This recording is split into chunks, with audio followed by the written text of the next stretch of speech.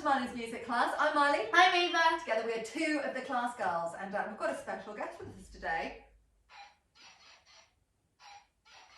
This is Bach the dog. He's going to be joining us because today we're going to be learning about J.S. Bach. We're going to find out a little bit about Baroque music and also what counterpoint is.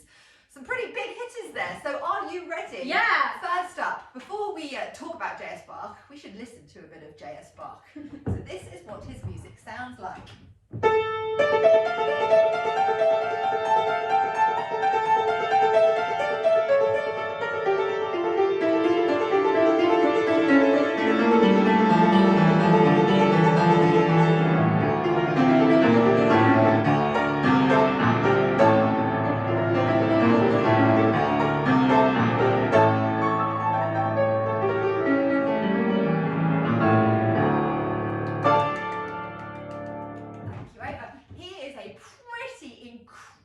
Composer. In fact, he is seen as the great granddaddy of all music. Mozart loved him, Beethoven loved him, Mendelssohn loved him, we all love him. And let's just explain why. Well, you can hear for yourself, his music is just so moving. Think about how that made you feel.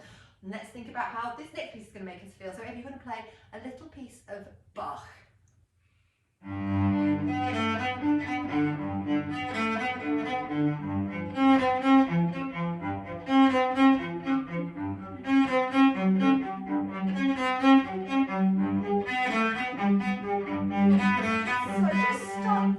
J.S. Bach wrote this piece and he used something called an ostinato.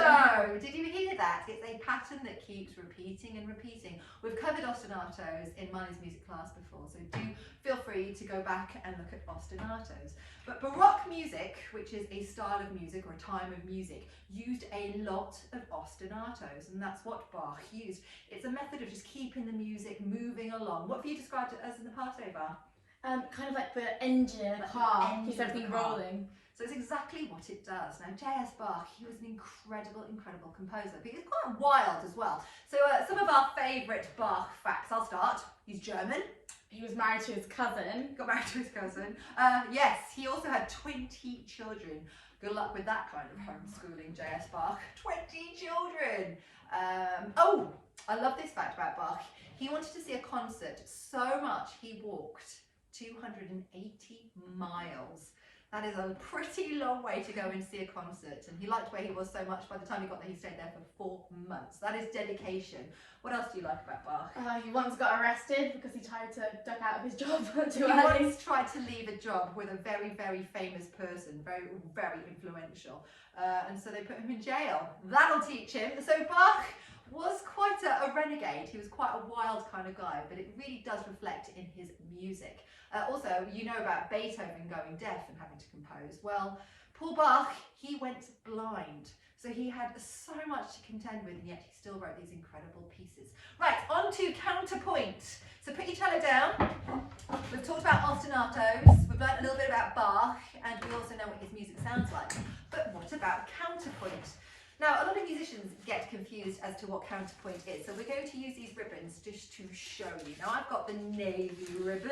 I've got the yellow ribbon. I've got the yellow ribbon. So what I want you to do is I want you to imagine that these ribbons are melodies. So let's say that the blue ribbon here is a 1 melody.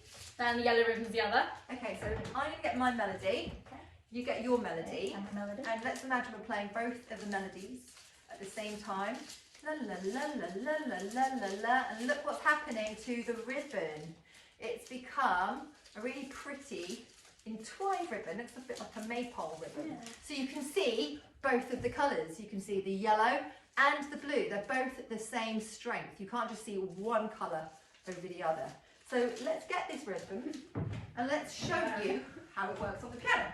Okay, so let's imagine, as I said, that the blue ribbon is my right hand, and the yellow ribbon is my left hand.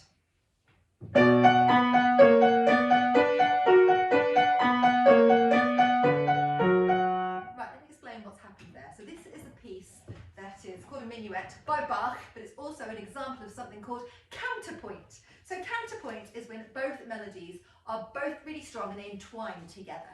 So let me play you the right hand, or the navy, the blue ribbon.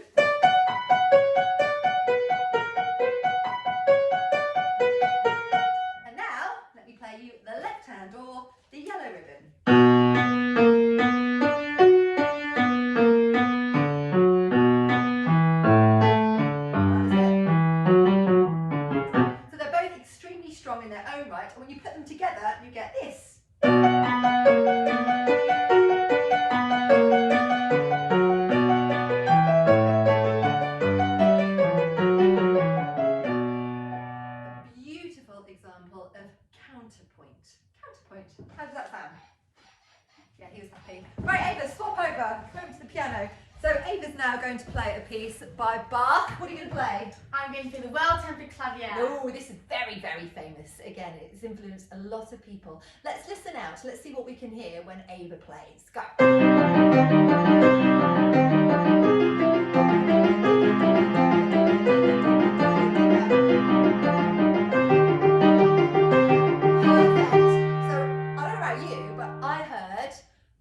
Repeating over and over and over again, which is called ostinato. an ostinato. So the ostinato rhythm is there. Right, now play the blue. Play the right hand. Stop. Now play the yellow, the left hand.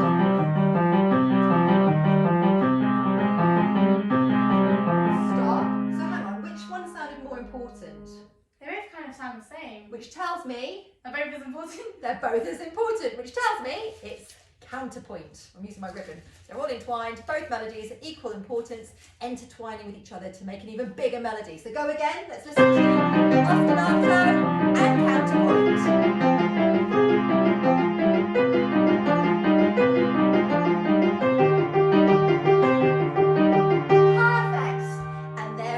So today we learned a little bit about J.S. Bach, Johann Sebastian Bach.